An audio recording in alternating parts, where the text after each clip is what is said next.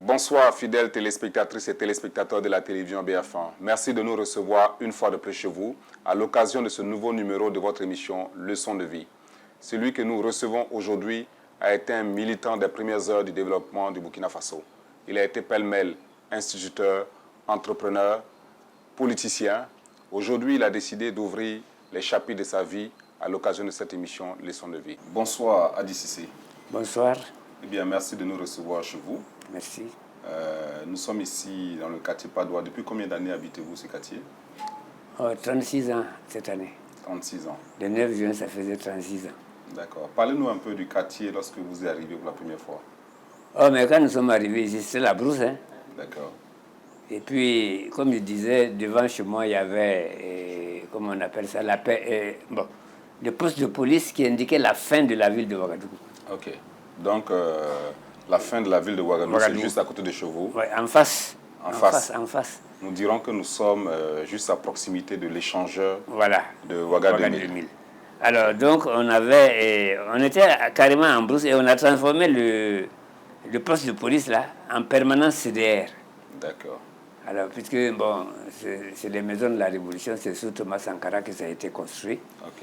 Et puis, bon, on se levait le matin, on se voyait, on se disait bonjour. Dans le quartier? Oui, dans le quartier. Bon, on n'avait pas de marché, il fallait tout aller chercher en ville. Il n'y avait pas de pharmacie, tout était en ville. Semble-t-il que vous étiez un CDR très engagé? Ah oui, ça, très, très engagé, et je le suis jusqu'à présent. Et c'est quoi vos bons souvenirs de votre passage comme CDR? Bon, mes bons souvenirs, c'est qu'au temps de CDR, on travaillait beaucoup. D'accord. Et il n'y avait pas de paresseux.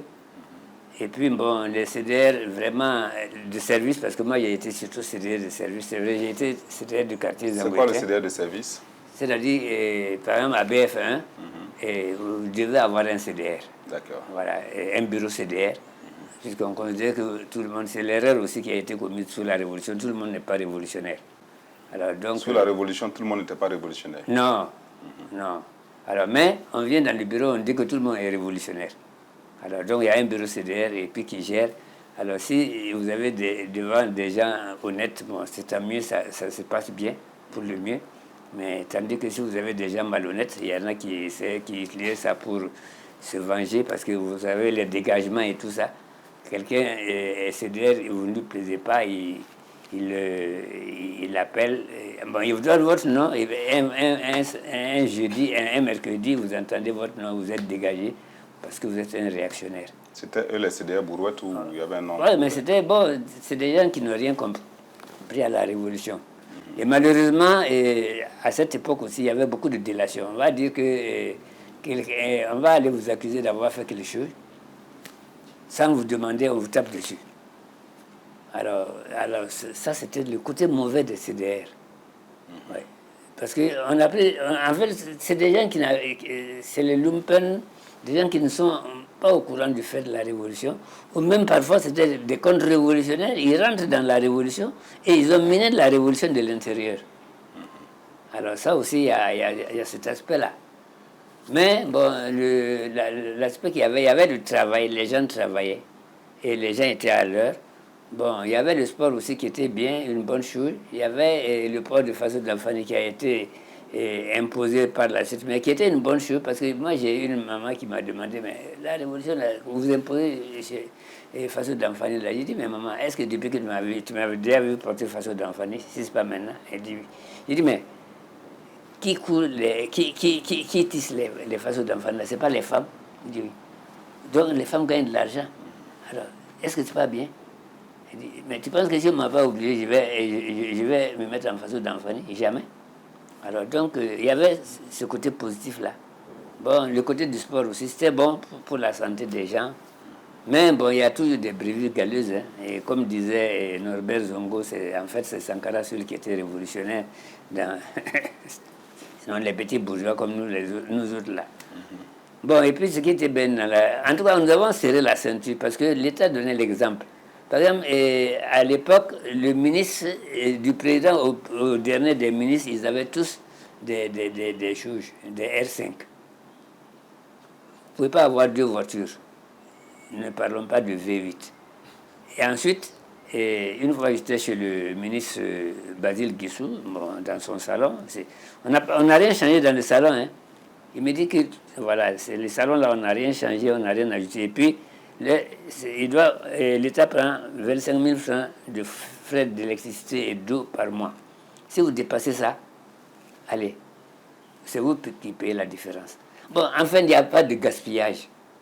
C'est-à-dire, ce qui était intéressant dedans, on partait de nos réalités et ensuite il y a consommant burkinabé qui était une bonne chose, produisant et consommant burkinabé et tout ça. Bon, alors vraiment, enfin moi j'ai estimé que c'était bon. D'accord. Avant de revenir à votre parcours politique, Oui. nous allons permettre aux téléspectateurs d'avoir un aperçu de qui vous êtes, suivant votre bio express.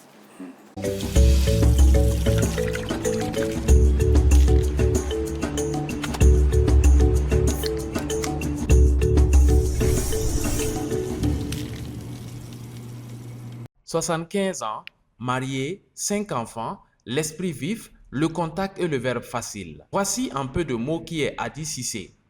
Hadi Cissé est un militant social et anti-impérialiste. Il a été animateur, puis président de la Ligue voltaïque des œuvres laïques, devenue par la suite Association burkinabé des œuvres laïques Abola. Il y dispensait des cours d'instruction civique. Il a été secrétaire général du Cercle de l'Amitié, conseiller municipal et membre du bureau provincial du CERFI, le Cercle d'études, de recherche et de formation islamique, dont il aura énormément contribué à l'expansion dans les 30 provinces que comptait alors le Burkina Faso. Toutes ces activités sociales, Hadi Cissé les mènera entre 1967 et l'an 2000, concomitamment donc avec ses activités professionnelles. En 1967, il est vendeur des premiers billets de la Loterie nationale voltaïque. Il sera ensuite maître d'internat au lycée technique de Ouagadougou jusqu'en 1969. De 1970 à 1973, Hadi Cissé se lance dans l'entrepreneuriat. Il crée avec un ami l'entreprise Afrique Peinture Bâtiment. Au cours de l'année 1973, il est admis à un test et s'envole pour l'École internationale de Bordeaux en France, où il effectue un stage sur la gestion. Il revient au Burkina en tant que directeur adjoint puis directeur du SUCO, le service universitaire canadien Outre-mer. C'est ensuite la société burkinabé du crédit automobile Sobeka qui va l'accueillir jusqu'en 2001. Depuis 2002, Hadi Cissé est fondateur du CRC-HC, le cabinet de recouvrement de créances Hadi Cissé. Monsieur Cissé Hadi est venu au monde le 11 octobre 1946 à Ouagadougou. Il fera ses premiers pas à l'école primaire publique de Kaya en 1953. Il passera ensuite par les cours normaux de Wayuguia et de Koudougou, puis obtiendra son BEPC au lycée Philippe Zenda Kaboré en 1967, après y avoir suivi les cours du soir en tant qu'auditeur libre.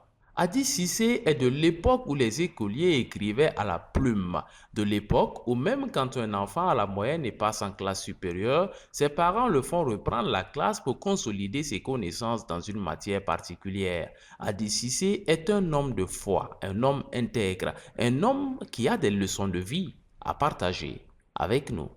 Nous avons là votre bio express. Quelque chose à ajouter? Je pense que c'est bon. Hein. D'accord. Vous commencez comme... Je dis que c'est pas Afrique peinture, c'est peinture Afrique. Peinture Afrique. Et ça, parce que nous étions des panafricains, parce que nous, on se disait qu'il faut peindre toute l'Afrique. D'accord. Voilà. Ok. Vous commencez comme vendeur de tickets de la loterie nationale. Oui. À l'époque. Oui. C'était quoi? En quoi consistait votre activité concrètement? Oh ben, on allait s'inscrire à la direction de la loterie nationale qui était à l'hôtel Indépendance à l'époque. Vous aviez quel âge? En 67, j'avais 21 ans, je crois. D'accord. Oui, 21 ans. Alors bon, donc, quand c'est venu, c'était les tombeaux, comment on faisait le tirage, hein. C'était juste les billets avec des numéros. Bon, les gens achètent ça et puis bon, on fait le tirage. Et nous, on avait une ristourne de 10%. D'accord, sur les tickets vendus. Voilà, sur les tickets vendus. D'accord. Par la suite, vous êtes maître d'internat. Voilà. Aujourd'hui, il y a tellement de choses qui se disent sur les internats. Tantôt, c'est vu comme une bonne chose, d'autant plus qu'on enseigne la rigueur, la discipline. Oui. Tantôt, c'est vu comme un endroit de dévoiement des enfants parce que les enfants s'adonnent à des activités pas toujours catholiques. Oui. Quel est votre regard là-dessus? Mon avis est simple, l'internat est une très bonne chose. Ça permet, par exemple, les enfants qui venaient d'ailleurs et qui n'ont pas de logement, de venir y loger. Mais aujourd'hui, les enfants n'y vont pas forcément parce qu'ils n'ont pas de logement. Ici, ils vont parce qu'on estime que... On a supprimé les internats, sauf quelques écoles privées qui ont des internats et avec des règles très rigoureuses. Ouais. Donc, sinon, c'était une bonne chose. Mais on a supprimé actuellement, je ne vois pas quel est l'établissement public qui a un internat. À ma connaissance, il n'y en a pas. Ah, les ENEP, mais les ENEP, ce n'est pas des grandes écoles. D'accord. Et quel conseil pourrez-vous donner à ceux-là qui dirigent les internats aujourd'hui pour qu'effectivement l'internat continue d'être un bon cadre de formation? Bon, en tout cas, en fait, vous voyez le problème qui se pose, c'est-à-dire, avant, on n'était pas nombreux. Aujourd'hui, nous sommes devenus nombreux. Alors, pour vraiment gérer un internat, c'est très cher. Et sinon, j'aurais souhaité que ça continue, mais je crois que c'est être irréaliste. On ne peut pas. D'accord. Oh. Parlez-nous de votre expérience au sein du service universitaire canadien Outre-mer. Ah. Bon, en fait, quand j'étais à l'école internationale de Bordeaux, j'ai été contacté par une Canadienne pour dire que le SUCO veut un directeur national en Haute-Volta. Bon, j'ai postulé, j'ai envoyé ma demande et puis ça a été accepté. D'accord. Donc, je suis venu, j'ai commencé le travail le 1er octobre 1973. Maintenant, mon contrat c'était pour 1 an. Et Ça consistait en quoi exactement? bon, en fait, disons, c'était des étudiants canadiens qui ont voulu apporter leur part au développement des pays africains en créant le service universitaire canadien Outre-mer. Et on finançait des petits projets d'élevage et d'agriculture, de culture maraîchère, et puis tout ça. Bon, et puis, je me rappelle qu'on avait financé à Kébélé, bon, à Bourbi, même en Côte d'Ivoire. Bon, j'étais là-bas parce que le Mali, avec le conflit Mali-Haute-Volta, j'ai été obligé de partir en Côte d'Ivoire pour gérer ça, puisque la voiture même du Mali est venue ici, et moi j'avais ça. Alors donc, bon, on finançait des projets de 200 000, 300 000. Vous savez, pour l'élevage, à l'époque, en 1973, 200 000 francs, c'était pas petit. Puisque d'autant plus que je vous dis que le poulet qui coûte 3 400, 4 000, là, c'était 225 et le poulet brisé gros comme ça. Alors donc, on faisait ça, on développait ça. Et puis bon, comment j'aimais bien le développement paysan, voilà, c'est en quoi ça consistait. Plus tard, vous allez ouvrir une boutique oui. que vous allez refermer aussitôt. Aussitôt, c'est trop dit, mais 2 ans plus tard. Oui, j'ai fait 2 ans. Et puis, quand mon contrat est fini du SUCO, bon, j'avais postulé à un travail à la fonction publique. Bon, on m'a fait comprendre que mon diplôme me limitait à 28 000 francs, alors que moi j'avais un salaire de 75 000 francs quand j'étais avec voiture de service et tout. Donc beaucoup d'avantages. Alors donc, bon, j'ai dit, je vais faire du commerce. Et il y avait une boutique à la maison. Et puis bon, je prenais du riz à crédit. Et puis les marchandises à crédit chez Nana Bourema et bien d'autres personnes. Et puis moi, je vendais. Et bon, en fait, à l'époque, le sac de riz de 100 kilos coûtait 8 000 francs. Et maintenant, quand on achète le riz de 100 kilos, on vend à 100 francs le kilo. Bon, on a un bénéfice de 1000 ou de 2000, c'est selon. Alors, donc, je vendais mon riz. Quand j'ouvre un sac de riz, par exemple, à 8 heures, avant midi, à 10 heures même, c'est fini. Puisque toutes les femmes, au marché des Angouetins, puisque j'étais pas loin de là-bas, eux, ils vendaient le kilo à 125 francs. Et ensuite, ils enlevaient la première couche de sucre, là, du paquet de sucre. Ils posaient sur la balance Et c'est ça qu'ils vendaient à 125 francs. Et moi, ils vendaient pour moi à 100 francs. Ils sont venus me dire de faire comme eux, hein. Que s'ils ne font pas comme eux, ils vont me couler. Il dit, moi, il ne peut pas faire ça. On a dit, le kilo, c'est 100 francs. Le kilo, c'est 1000 grammes.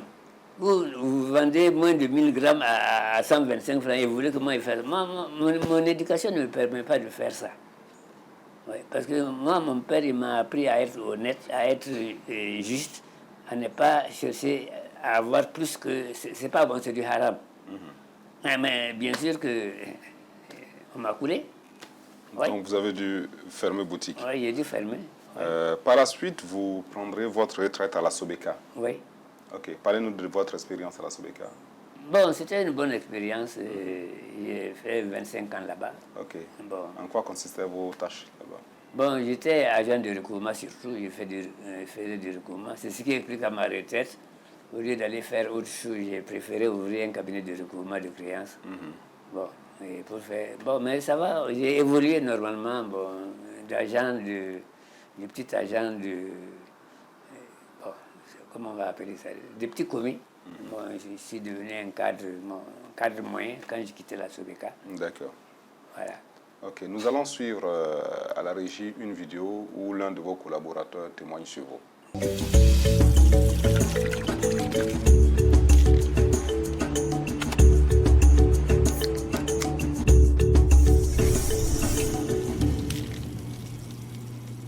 J'ai connu Adi Cissé, c'était en 85, parce que nous travaillions ensemble dans la même société. Ben, c'était un collègue agréable, et il était travailleur, il était assidu. Et en tout cas, de ce côté, on n'a pas eu trop de problèmes à collaborer ensemble. Travailleur assidu. Oui, ça c'est l'éducation. Hein. Cela nous fait énormément défaut aujourd'hui. Qu'est-ce qu'il pourrait l'expliquer? Ce qui explique ça, c'est-à-dire que nous sommes dans une période où c'est le laisser aller. Les parents ont démissionné par rapport à l'éducation de leurs enfants. Et ça, c'est un problème. Et l'enseignement non plus. En fait, on n'éduque plus les enfants à l'école. On fait de l'élevage, on les élève, on leur apprend à lire et à écrire, c'est tout. C'est-à-dire l'enfant ne sort pas avec un bagage. Alors c'est ça, c'est une démission. Ouais. Vous serez plus tard directeur, du moins président de l'association Abola. C'est quoi l'association Abola et qu'est-ce que vous faisiez? Disons que, en fait, c'était d'abord la Ligue voltaïque des œuvres laïques, qui était affiliée à la Ligue française de l'enseignement. Bon, c'était l'enseignement laïque, l'enseignement public. C'est-à-dire que la Ligue française de l'enseignement faisait la promotion de l'enseignement laïque et l'école primaire publique laïque. Les religions n'ont pas de même mise sur l'éducation publique. Alors, donc, il y avait les écoles privées catholiques qui étaient là et puis quelques écoles privées protestantes. Bon, mais à l'école publique, c'était laïque. Et maintenant, en tout cas, on donnait une bonne éducation. Et on donnait aussi des cours du soir et les jeudis à l'école qui Pargo des cours le matin. Bon, c'était M. Triandi Toumani qui était le président. Et il y avait les gens comme les Amiri Kombiano, les Ali Lankondé, comment il s'appelle, Touré Adama, Touré Adama du lycée de la jeunesse. Et puis bien d'autres, surtout des marxistes et puis des gens du MLN, bon, qui étaient dans cette association-là. Et c'est eux qui dispensaient les cours. On faisait pas mal de choses, mais c'était toujours pour la laïcité, le combat pour la laïcité. D'accord. Vous ferez également partie des musulmans qui vont travailler à ce qu'on puisse avoir une certaine équité et justice pour ce qui concerne les jours fériés entre les fêtes musulmanes et les fêtes chrétiennes. Oui, disons que l'école laïque, parce qu'avant, quand nous étions au collège ou au primaire, par exemple, pour les congés de Noël, c'était 10 jours. Congé de Pâques, c'était 2 semaines. Et même Mardi Gras, on avait 4 jours. Bon, et puis les congés musulmans, il n'y en avait pas. Alors, je me rappelle en 1956, le jour de la Tabaski, j'étais en classe.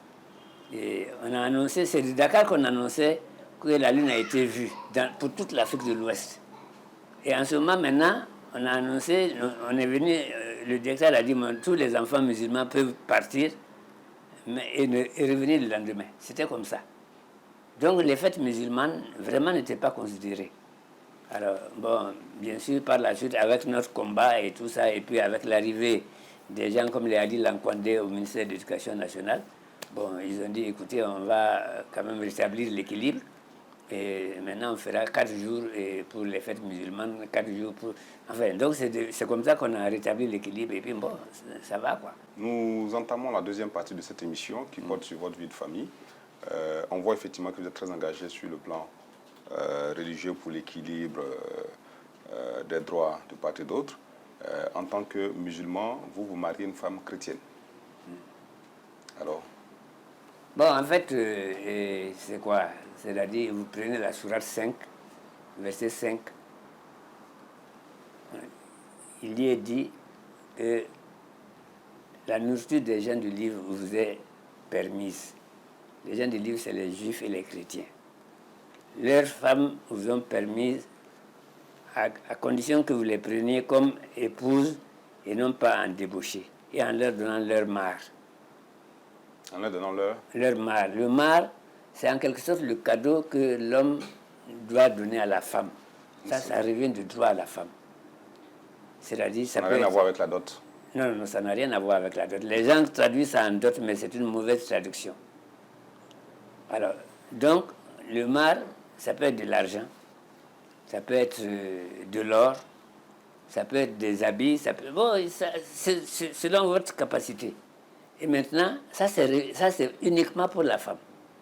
Bon, si vous n'avez pas les moyens, le prophète Paix et salut sur lui dit de donner même une bague en fer. Et si on n'a pas les moyens encore, de lui apprendre à lire le Coran pour bien faire sa prière. Bon. Mais il dit que le meilleur, c'est celui le moins cher. C'est-à-dire, parce que ce n'est pas une question d'acheter la femme. La femme, en islam, ce que moi j'ai compris, c'est une compagne. Ce n'est pas une esclave. Voilà. Donc, pour cela, j'ai épousé ma femme en tant que... Et par rapport à cette sourate-là qui m'autorise à le faire. Voilà. Et je ne trouve aucun inconvénient. D'accord. Vous avez 5 enfants. Oui. Alors, quels sont vos rapports avec ces enfants que vous avez? Bon, les enfants, il faut dire que moi, je suis d'un tempérament sévère. Mais je ne suis pas méchant. C'est-à-dire que enfin, j'ai un principe. Et quand vous éduquez, surtout une fille, on dit quand vous éduquez une fille, vous éduquez une nation. Il ne faut pas qu'elle soit au hasard. Excusez-moi le terme. Alors donc j'étais sévère, et puis, mais je ne suis pas méchant. Disons, je suis bienveillant. Je crois que mes enfants ne diront pas que je suis méchant. Alors, mais j'étais sévère, il y avait des principes bon, que je m'ai fait respecter, mais en dehors de ça, bon, je crois que je devais bien causer avec elles, j'étais leur camarade, leur ami. Mais j'étais exigeant pour le travail. Hein. Parce que je vous dis une chose, ma première fille, au CP2, elle avait 3,5 de moyenne. On lui a dit qu'elle devait passer. J'ai dit à la dame, à l'institut, elle ne peut pas passer.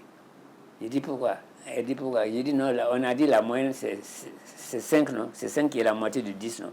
Elle n'a pas dit 5. Vous voulez qu'elle passe? J'ai dit, mais ce que vous ne savez pas, c'est-à-dire que...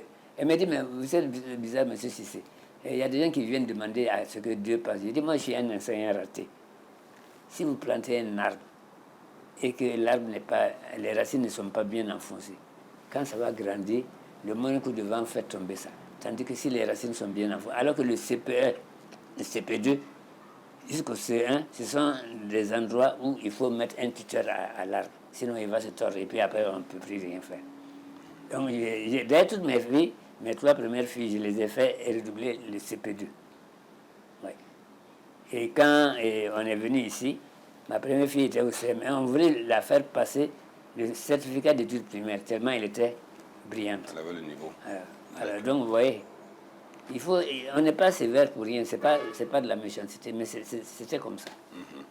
On pourrait dire que vous cassez un peu les codes, de par non seulement votre mariage, mais de par le fait aussi que vous accompagnez l'une de vos filles, Peul, à marier un forgeron. Alors que dans certaines traditions, il semble que le mariage entre Peul et le forgeron ne soit pas admis. Oui, ça c'est... Bon, effectivement. Moi-même, j'ai été... En 83, j'ai rencontré une forgeron, entre guillemets, et je l'ai présenté en famille. On m'a dit non, que les Peul et les forgerons ne se marient pas. Bon, vu mon âge, je n'étais pas en mesure de m'opposer à ça.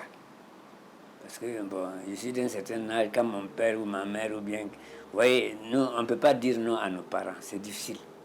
Donc j'ai accepté et je ne me suis pas marié. Par la suite, j'ai eu à lire l'histoire des forgerons, des Peul et des forgerons dans le livre de Amadou Ampateba, qui expliquait si bien en fait les rapports, qu'en réalité ce n'est pas un rapport de rivalité, mais c'est comme si nous étions des parents. Alors, donc, ce n'est pas dans le sens... par exemple, souvent, quand vous allez quelque part, les Mossis ils diront qui s'amène. La manière de dire qui s'amène, c'est mauvais. Alors qu'en fait, ce n'est pas ça.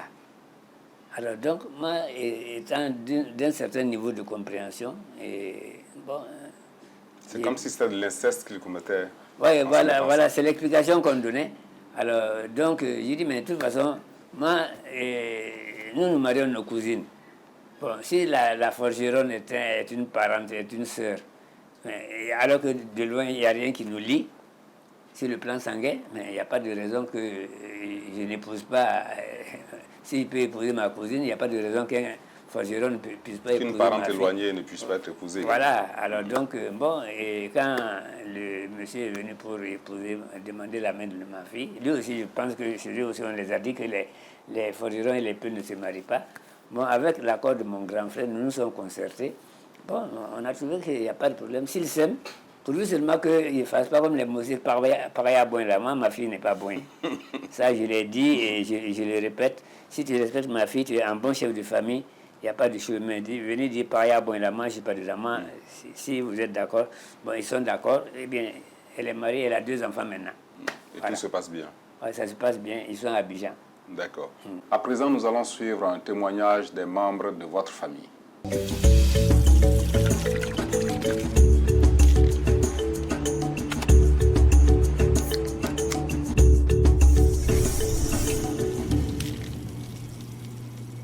C'est un homme qui aime beaucoup la politique. En tant que mari aussi, c'est un bon père. Il aime beaucoup donner des conseils à tous ceux qui viennent le voir. On s'est connus par l'intermédiaire d'un de ses cousins, Abdoul Diallo, qui était à la télé. Abdoul Diallo avait pour copine une de mes sœurs. Donc, il est venu pour voir ma sœur et on a fait les présentations. Bon, ma sœur, elle était venue de Bobo pour passer un concours. Et quand elle est partie chez eux, il venait me dire bonjour et puis on sortait pour aller soit écouter la musique, soit aller manger. C'est comme ça qu'il s'y est pris. Il était très gentil, il est toujours, et il cause bien, il sait convaincre aussi. Comme Dieu même l'a dit d'honorer son père et sa mère, en tout cas il est un bon papa pour moi et puis pour mes soeurs. Ça, je suis sûr de cela. Concernant l'éducation, il était très dur. Et puis il a des principes. Il était vraiment dur. Et il nous parlait toujours de l'avenir. Et l'école, il ne s'amusait pas avec ça. Il ne s'amusait pas avec nos études. Il nous parlait, conseillait toujours par rapport à nos études. Et je me rappelle, il me disait que le premier mari d'une femme, c'est son travail. Il fouettait et puis il aimait nous mettre en genoux. Je me rappelle, un jour, ma soeur et moi, bon, je ne sais pas ce qui c'est, je ne me rappelle pas, mais il nous a fait faire à genoux pendant au moins plus de 2 heures de temps. Hein. Et ce jour-là, moi-même, j'ai perdu connaissance. À force d'être sur les genoux longtemps, donc je suis tombée entre-temps. Bon, Il m'a relevé et depuis ce temps, il a commencé à diminuer. Sinon, il était vraiment... Mais c'est quand nous avons grandi que nous avons compris que c'était en fait pour notre bien qu'il le faisait. Sinon, on le traitait de méchant parce qu'il était dur. Mais quand nous avons grandi, et nous-mêmes que nous sommes devenus parents maintenant, nous avons compris que c'était pour notre bien. Papa, je dirais que c'est un homme de valeur et surtout de principe. Voilà. Et également dans la religion, c'est quelqu'un qui ne badine pas. Parce que depuis petite, il nous l'a inculqué comment apprendre à prier dans les colonies de vacances. Donc vraiment dans la religion, papa ne badinait pas. Voilà. Aussi dans l'éducation, il nous a toujours soutenus. Je dirais même qu'on travaillait ensemble. Voilà. Et même quand ça n'allait pas parfois, il ne nous a jamais fait de reproches en tant que tel. Il nous disait toujours, l'échec est la mère du succès. Donc il nous encourageait toujours dans tout ce qu'on faisait. Et il continue de le faire. Même aujourd'hui, quand on a besoin de lui, il est toujours là. Et c'est quelqu'un qui est vraiment ouvert. Voilà, il est ouvert à toute discussion.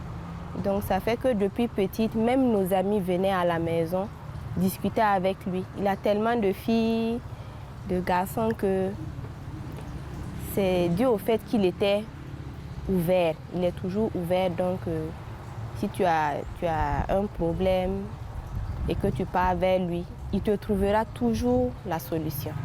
Ce qu'il n'aime pas, ne le fait pas.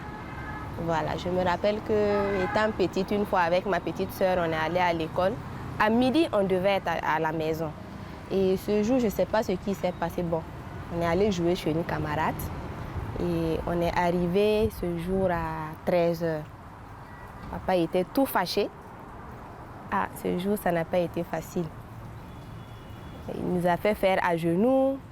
Et pour la première fois, il nous a tiré les oreilles. Sinon, c'est quelqu'un qui ne tape pas. Il ne tape pas, mais ce jour, il était tellement fâché. Mais bon, on comprend, il était inquiet, il ne savait pas où nous trouver.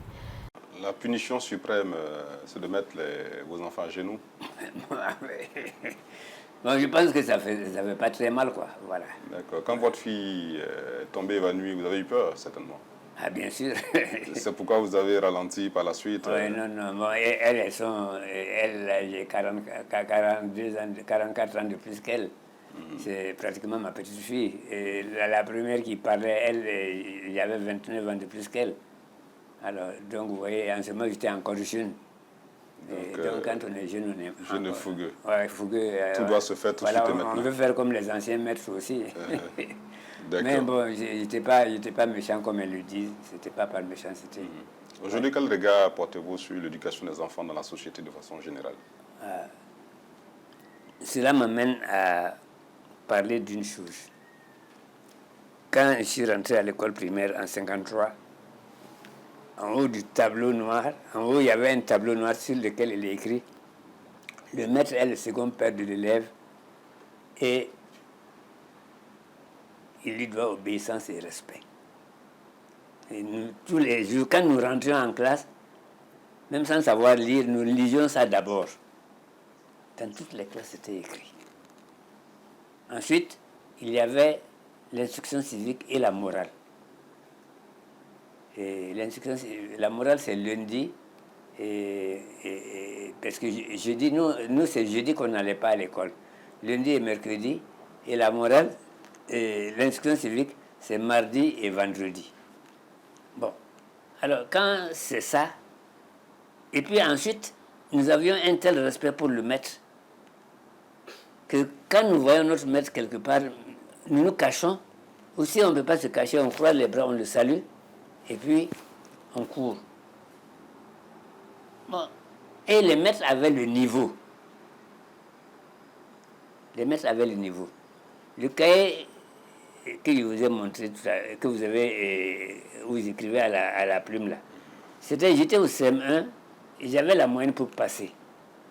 Mais mon maître, M. Yara Lidou, a dit à mon père que je suis faible en calcul et que s'il me laisse passer, arrivé au collège, j'aurais des lacunes.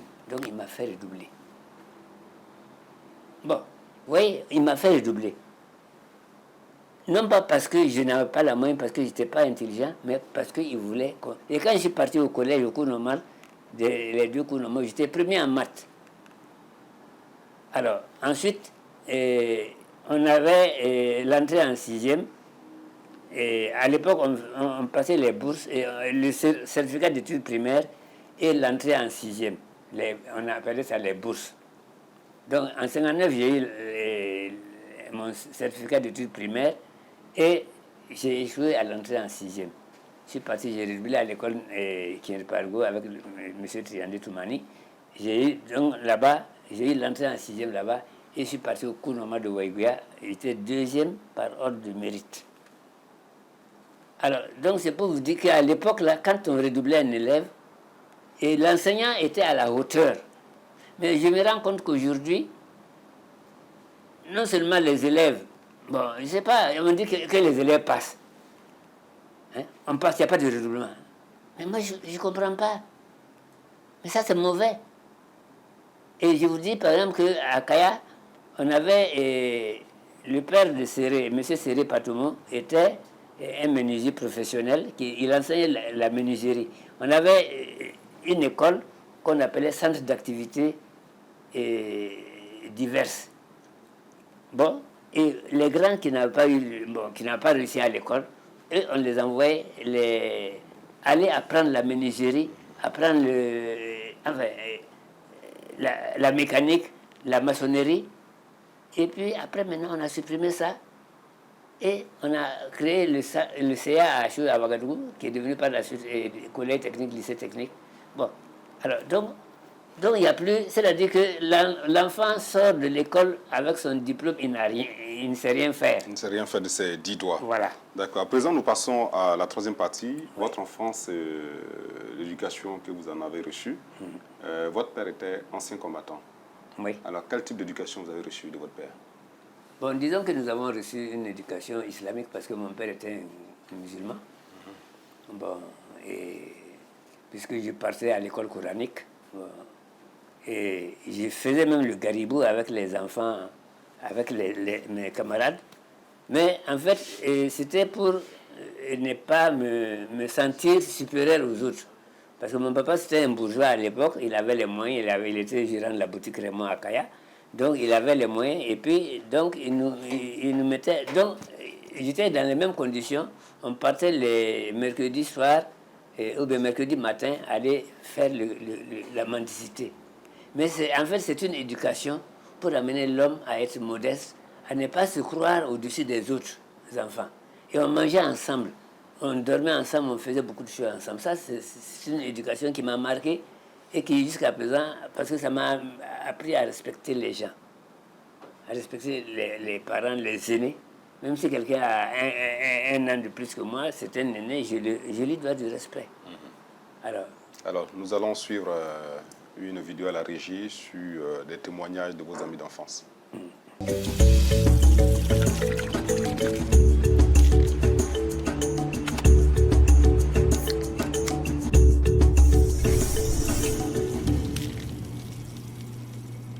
Et pour parler de lui, de sa famille, je dirais, Adi, c'est quelqu'un d'impulsif, mais pas rancunier. Il aime toujours s'imposer. Il veut que ses idées passent en priorité. Et moi, je suis de l'avis contraire. C'est mon grand frère, je l'aime bien. Souvent, il y a des chaudes discussions, mais ça ne va jamais loin. Ça finit toujours par me donner à l'époque un billet de 5 000 ou un billet de 10 000. Full camp, on fait du thé, on boit, on échange. Parce que de son temps, il a été, si vous voulez, quelqu'un d'assez politique, très engagé, révolutionnaire. Hein. Fiefé à l'époque entre le socialisme pur et dur de Moscou et la Chine. Il ne jurait que par Mao Tse-tung, Lénine. Il peut vous parler des grands livres, vraiment comme si c'est lui qui avait écrit, ou il avait participé à la rédaction. Il maîtrisait tellement tout ça que nous, dans les débats, souvent, il arrivait qu'on discute très dur, mais ça n'allait jamais loin. En tout cas, il est très gentil, très humain et très famille. À l'époque, on vivait à Dapoya, dans une cour familiale, là où il y a l'actuelle Mamdabo, école Mamdabo, on vivait là-bas. Et il se trouve que moi, j'étais élève au lycée municipal, ce qu'on appelle aujourd'hui lycée Bambata. Donc, et Adi Cissé, bon, au cours d'une conversation un soir, il a demandé à savoir qu'est-ce que je faisais, quelle école je fréquentais, et je lui ai dit que c'était au lycée municipal de Ouagadougou. Il dit, mais que c'est très loin. Bon, Mamdabo, lycée municipal, vous voyez un peu la distance. À l'époque, pour ce qui constituait la ville de Ouagadougou, qui ne dépassait même pas l'actuelle cité en deux, donc ça semblait vraiment très loin, et j'allais à vélo. Il a dit non, lui, il me propose de déménager chez lui, loger à Samandin. Et c'est là que je suis allé les rejoindre avec son grand frère Brahim Sissé. Et nous avons, bon, en tout cas, ils m'ont hébergé généreusement et gratuitement pendant toutes ces années. J'étais en première, j'ai fait ma terminale avec et j'ai eu le bac. Et je suis allé faire des études de médecine à Lomé. Bon, et naturellement, chaque fois que je revenais pendant les vacances, c'est là-bas que j'ai logé jusqu'à être médecin. Et on m'a affecté à Solenzo. Et chaque fois que je revenais pour des activités à Ouagadougou, c'est chez Adi Cissé, Brahima Cissé que je logeais. Donc c'est comme ça que j'ai connu Adi Cissé, bon, qui est aujourd'hui un grand frère pour moi, donc nous sommes de la même famille en quelque sorte. Bon, je dois dire que Adi Cissé, c'est un homme, si on doit le résumer en un mot, c'est la générosité, c'est l'amour du prochain. Parce que je viens de vous relater, bon, c'est vraiment être très généreux que de proposer ça à un élève de première, de venir loger et prendre tous ses frais en charge jusqu'à ce qu'il ait le bac, jusqu'à ce qu'il soit médecin. Donc c'est vraiment la générosité qui résume sa conduite. Des amis d'enfance qui parlent de vous, et ce qui revient, vous êtes très généreux. Parfois on entend dire trop bon, trop con. Est-ce que vous vous êtes laissé traverser par cette idée qui pourrait créer du découragement non, en fait, c'est l'éducation. Parce que bon, nous sommes une grande famille. Et comme il le dit, moi j'ai beaucoup d'amis. Tous mes amis d'enfance venaient manger chez moi à midi, à Kaya. Même quand nous sommes venus ici, mes camarades de classe venaient manger chez moi. Bon, et puis j'ai appris avec mon père, j'ai vu mon père qui donnait. Il vous raconte une histoire. Un jour, je pars chez lui, c'était en 73 ou en 74, et j'étais au SUCO. Le SUCO, c'est Service universitaire canadien Outre-mer, là où j'ai été directeur. Là. Bon, et puis il me dit que son riz est fini. Bon, moi, j'ai fouillé dans ma poche, il n'avait que deux billets de 5 000. Il lui a donné ça. Bon, puisque le riz était 8 000 francs, les 100 kilos, donc les 2 000 francs, c'était pour les condiments, quoi. Bon, quand il lui a donné ça, il y a un vieux qui est venu, qui s'est assis à côté de lui, qui l'a salué, et qui lui dit que ça fait 3 jours qu'il ne mange pas. Je lui ai pris 5 000 francs de lui donner. Ah. Maintenant, comme il voulait partir, il dit non, je vais m'arrêter. Parce que moi, tu me dis ton riz est fini. Moi, je te donne 10 000 francs, tu donnes la moitié. Il dit que c'est parce qu'il donne qu'il reçoit. Que si quelqu'un d'autre vient tout juste, l'autre moitié-là, il va donner. Si je veux ne plus lui donner, mais tant que lui, il en a, et que quelqu'un est dans le besoin, il va lui donner.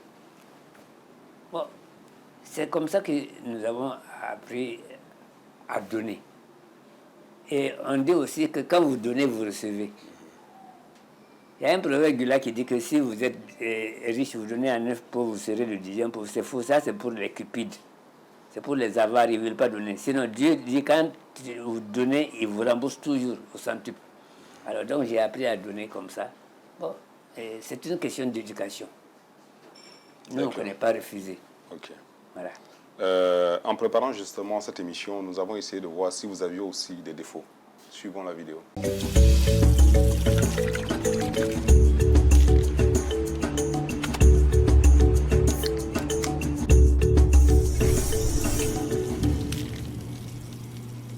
En tout cas, son défaut le plus important, à mon avis, c'est qu'il parle beaucoup. quand je dis il parle beaucoup, c'est-à-dire qu'il peut vous raconter une histoire plusieurs fois sans se rappeler qu'il vous a déjà raconté la même histoire. Donc, par moment, je lui disais, quand il commence, je lui dis, ah, arrête parce que tu m'as déjà dit ça. Même à son âge, par exemple, il parle beaucoup. Et même mes enfants le disent souvent que papy là, il parle trop, il parle beaucoup. Habituellement, on dit que le Peul est timide, réservé. Pour votre cas... Non, en fait, vous savez, il y a les Peuls de brousse. Il y a les Peuls qui ont grandi en ville. Non, en fait, c'est une manière de parler. En fait, ça, j'ai appris aussi à parler, mais comme disait mon grand frère un jour, à quelqu'un qui disait, Hadi, tu parles trop, mon grand frère lui dit, tu sais, Hadi ne parle pas beaucoup. Mais si tu sais l'écouter, tu vas tirer des enseignements dans ce qu'il dit. Bon, et puis bon, c'est pas si c'est une qualité ou bien un défaut, mais c'est comme ça. Hein. Je parle, les gens trouvent que c'est beaucoup, mais tant mieux, il n'y a pas de problème. D'accord. Ouais, il ne m'en plaint pas. Ok, passons à présent à la rubrique Corbeil, où vous allez tirer un bout de papier pour exécuter le gage qui s'y trouvera dessus. D'accord.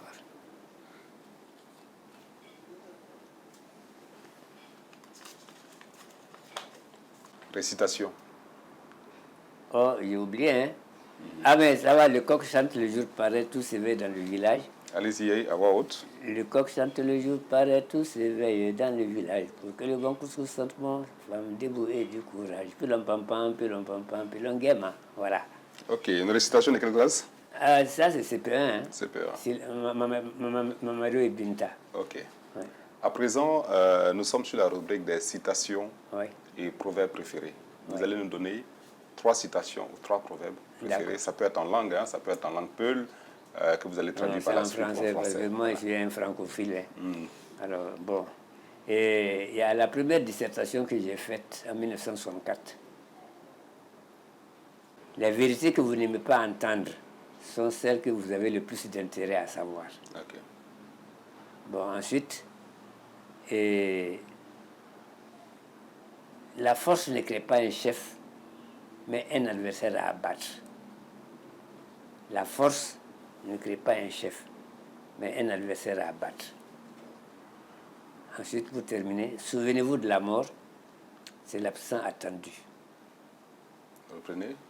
Souvenez-vous de la mort, c'est l'absent attendu. Okay. Plus l'absence est longue, plus son retour est imminent.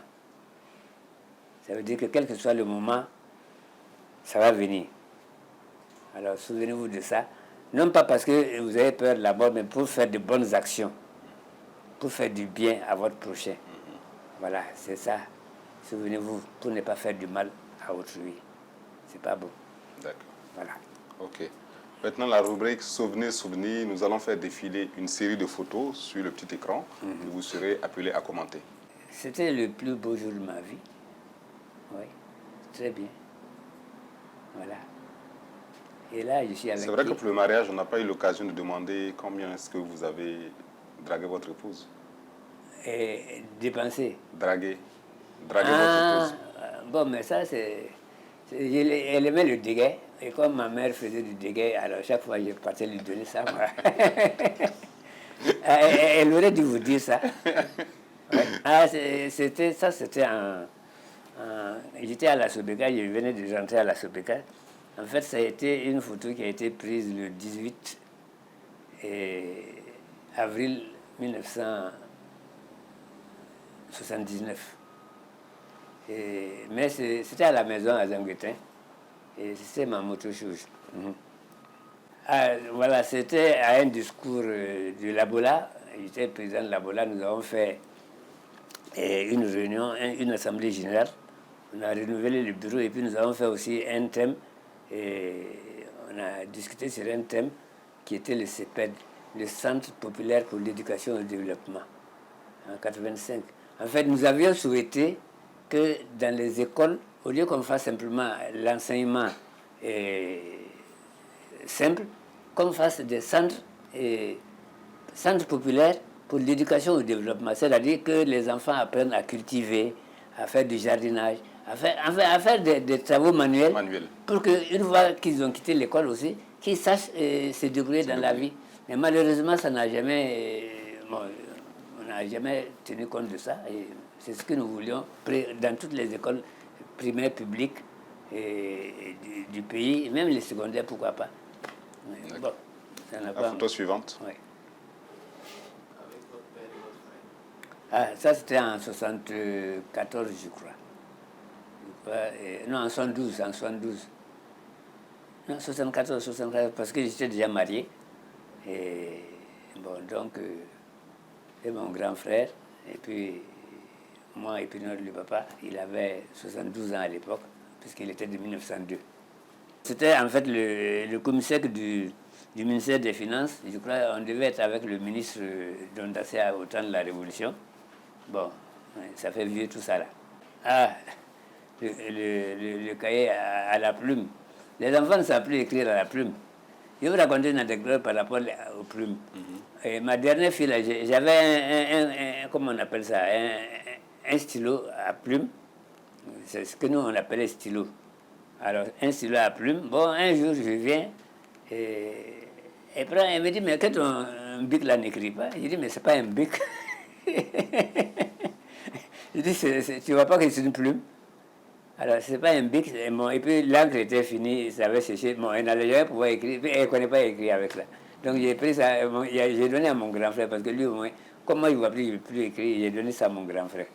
D'accord. Eh bien, nous sommes pratiquement au terme de cette émission, mais avant, nous suivons une toute dernière vidéo à partir de la régie.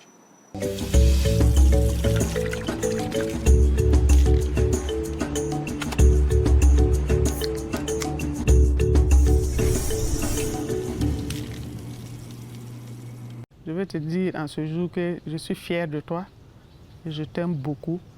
J'ai pris vraiment que Dieu te donne longue vie, surtout la santé, que tu restes longtemps auprès de tes enfants et que nous puissions réjouir ton cœur en tant que père. Je sais que tu parles beaucoup, comme je l'ai déjà dit, mais il faut modérer et rester tel que tu es. Je veux que tu restes très affable, très loyal, parce que c'est ce que je retiens, très loyal en amitié. Et reste tel que tu es. En août passé, c'était notre 35e anniversaire de mariage. Bon, tous nos enfants ont réussi, ils travaillent. Donc, bon, la santé, ça va, comme tous les vieux. Bon, je souhaite que le Seigneur nous donne assez de temps à vivre ensemble, dans la paix, l'amour, l'entente surtout, pour notre bonheur et pour le bonheur de nos enfants. Je souhaite vraiment qu'ils vivent le plus longtemps possible, que la famille soit une famille unie, une grande famille comme elle a toujours été. Je voudrais saisir cette opportunité-là, je ne te l'ai jamais dit, mais comme j'ai l'opportunité maintenant, c'est pour te dire vraiment grand merci. Bon, naturellement, il n'y a pas de merci entre nous, mais il faut reconnaître les bienfaits des gens et tu as été vraiment quelqu'un de très important pour ma vie, parce que là où je suis aujourd'hui, c'est en partie grâce à toi. Médecin jusqu'à aller à la retraite, c'est vraiment en partie grâce à toi et à ta famille, et je profite de cette occasion pour vraiment témoigner de cela et le reconnaître. Donc, je te souhaite meilleure santé et longue vie dans ta vie de retraité, que tu puisses vivre le plus longtemps possible et que ce soit en bonne santé. Merci à toi, papa, pour tout ce que tu nous as enseigné. Merci d'être toujours là pour nous et que le Seigneur t'accorde vraiment une longue vie encore, surtout la santé. Et sache que je t'aime beaucoup. Alors, un mot à dire? Ah ben, je ne peux être que content. Ouais. Merci à BF1 de venir m'interviewer, bon, pour connaître un petit pan de ma vie. Bon, 52 minutes, c'est pas beaucoup, mais je pense que les jeunes vont tirer leçon de ça. Surtout travailler bien, il n'y a que le travail qui paye. Il n'y a que le travail qui paye. La courte échelle, là, ça n'existe pas. La courte échelle n'existe pas. Donc je souhaite que les enfants, mes petits-enfants, travaillent. Et aient le respect de leurs parents, écoutent leurs parents et font les choses de façon à ce que partout où ils vont, qu'on dise que ce sont des enfants bien éduqués. C'est ça que moi je souhaite pour la jeunesse d'aujourd'hui. Voilà mon mot de la fin. Eh bien, merci Aïk Cissé pour toutes ces leçons que nous avons apprises avec vous, pour ce parcours si riche et si intéressant. Pour notre part, nous avons véritablement bénéficié de cette richesse. Nous tenons à vous remercier au nom des téléspectateurs. À vous, chers téléspectateurs, nous espérons que vous avez profité de ce temps de partage et d'échange avec Aïk Cissé. Nous vous donnons rendez-vous pour les prochaines émissions de Leçons de vie.